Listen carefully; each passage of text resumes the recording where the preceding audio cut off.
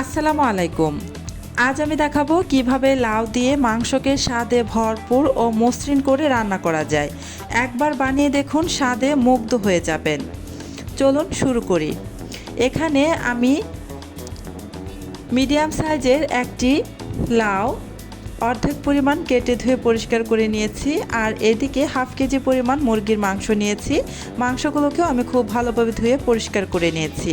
এবার একটি মশলা আমি বানিয়ে নিব, সেই জন্য এখানে দিয়ে দিচ্ছি বেশ কিছু কাঁচামরিচ আর 3টি মিডিয়াম সাইজের পেঁয়াজ 4 ফালি করে কেটে নিয়েছি এক একটা পেঁয়াজকে। আর এখানে 3টি ছোট আদার স্লাইস নিয়ে নিয়েছি, আর একটি বড় সাইজের রসুনের কোয়াগুলো ছাড়িয়ে নিয়েছি। দিয়ে দিচ্ছি এখানে 1 চামচ পরিমাণ আস্ত জিরা। এবার আমি এই সব কিছু একসাথে বেটে নেব।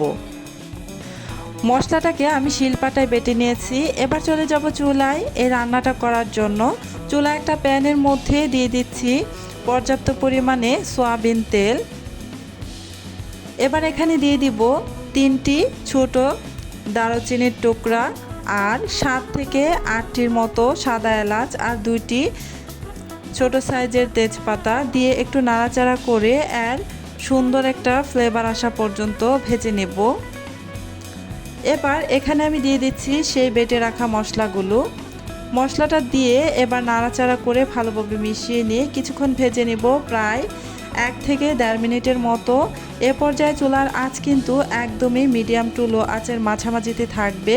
বাড়িয়ে দিয়ে মশলাটাকে ভাজা যাবে না, এতে করে মশলাটা পুড়ে যেতে পারে।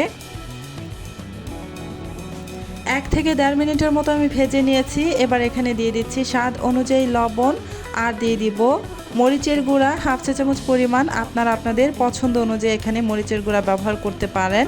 দিয়ে দিলাম এখানে হলুদের গুঁড়া হাফ চা চামচ পরিমাণ। এই লাউ রান্নায় হলুদের গুঁড়ার পরিমাণটা একটু কম দিতে হয়, তাই আমি হাফ চা চামচ দিয়ে দিলাম। এবার নাড়াচাড়া করে মশলাটাকে বেশ কিছুক্ষণ সময় ধরে কষিয়ে নেব। খুব ভালোভাবে মশলাটাকে কষিয়ে নিতে হবে। আর এই মশলা কষানোর সময় কোনো পানি ব্যবহার করিনি, পানি ছাড়াই মশলাটাকে কষিয়ে নিব। সেই জন্য চুলার আঁচ একদমই লো আঁচে রেখে তারপর মশলাটাকে কষিয়ে নিতে হবে। মশলাটা আমার ভালোভাবে কষানো হয়ে গিয়েছে। এবার আমি এখানে দিয়ে দিচ্ছি মুরগির মাংস। মাংসটাকে দেওয়ার পর মশলার সাথে ভালোভাবে নেড়ে মিশিয়ে নিতে হবে। আমি এই মাংস কষানোর সময়ও কোনো পানি ব্যবহার করব না, পানি ছাড়াই এই মাংসটাকে আমি কষিয়ে নেব। মাংসটা যেহেতু আমি এখানে দেওয়ার পূর্বে আবারও ধুয়ে নিয়েছিলাম, সেই জন্য এখান থেকে কিন্তু বেশ খানিকটা পানি উঠে যাবে, তাই এক্সট্রা করে আর পানি দেওয়ার প্রয়োজন নেই। আর যদি আপনারা মাংসটাকে আগে থেকেই ধুয়ে পানি ঝরিয়ে রাখেন তাহলে সেক্ষেত্রে কিছুটা পানি দিতে হবে। এবার ঢাকনা দিয়ে ঢেকে এই মাংসটা কষানো পর্যন্ত আমি অপেক্ষা করব। ফিরে আসছি মাংস কষে যাওয়ার পর। এই তো বেশ কিছুক্ষণ সময় পর ঢাকনাটা আবারও খুলে নিচ্ছি। আমি মাঝখানে আবারও 2-1 বার ঢাকনাটা খুলে নিয়ে মাংসটাকে নেড়ে চেড়ে দিয়েছিলাম। অবশ্যই নাড়াচাড়া করে নেবেন কিছুক্ষণ পর পর। আমি অফ ক্যামেরায় নাড়াচাড়া করে দিয়েছিলাম। কিছুক্ষণ পর পর যদি নাড়াচাড়া না করে দেন তাহলে কিন্তু প্যানের গায়ে লেগে পুড়ে যেতে পারে, আর যদি পুড়ে যায় তাহলে কিন্তু খেতে ভালো লাগবে না। মশলা থেকে যখন তেলটা আলাদা হতে থাকবে তখনই বুঝে নেবেন খুব ভালোভাবে কষানো হয়ে গিয়েছে। আমার এই মাংসটা কষানো হয়ে গিয়েছে, এই যে দেখে নিশ্চয়ই বুঝতে পারছেন মশলা থেকে কিন্তু তেলটা আলাদা হতে শুরু করে দিয়েছে। এবার আমি এখানে দিয়ে দিব লাউ। আমি আগে থেকে যে লাউগুলোকে কেটে ধুয়ে পরিষ্কার করে রেখেছিলাম, মিডিয়াম সাইজের একটি লাউয়ের থেকে আমি অর্ধেক পরিমাণ এখানে নিয়ে নিয়েছি। লাউটা বেশ কচি ছিল, এই কচি লাউ দিয়ে কিন্তু মাংসটা রান্না করলে খেতে ভীষণ ভালো লাগে। মাংসটার সাথে লাউটাকে ভালোভাবে নেড়েচেড়ে মিশিয়ে নিচ্ছি। খুব ভালোভাবে মশলার সাথে মিশিয়ে নেবেন।